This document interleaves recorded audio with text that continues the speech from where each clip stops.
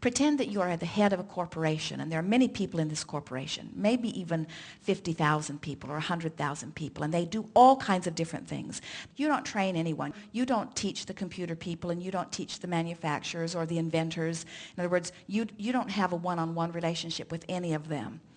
But you do have a manager that does. And this manager is so good at what he does. Every day you feel blessed that you have found him because he understands everything about your business. He understands everything about all of these people. And so when you want something to be done, you just say to the manager, I would like this and this and this. And your manager says, consider it done.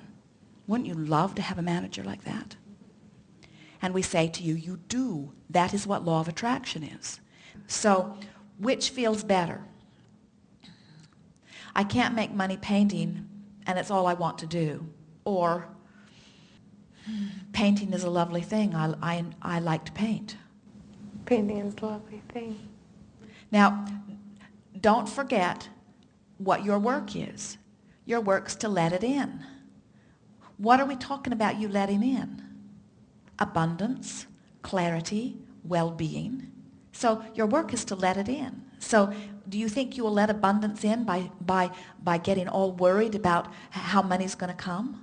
Or do you think you're more likely to let abundance in by being in that carefree place of knowing that all is well? Carefree place. It's hard to hear sometimes that creating is about allowing. It's about letting it in. It's about letting it in. But we think it's going to be on your mind for the next few days. And as you stumble across worrisome thoughts that aren't letting it in, and you feel that discomfort of negative emotion, and then you deliberately reach for a thought that does let it in, before you know it, you will find yourself choosing more and more of the thoughts that let it in. And when you catch yourself in a resistant thought, just laugh about it and say, oh yeah, I forgot. I used to think that way. That was then, this is now.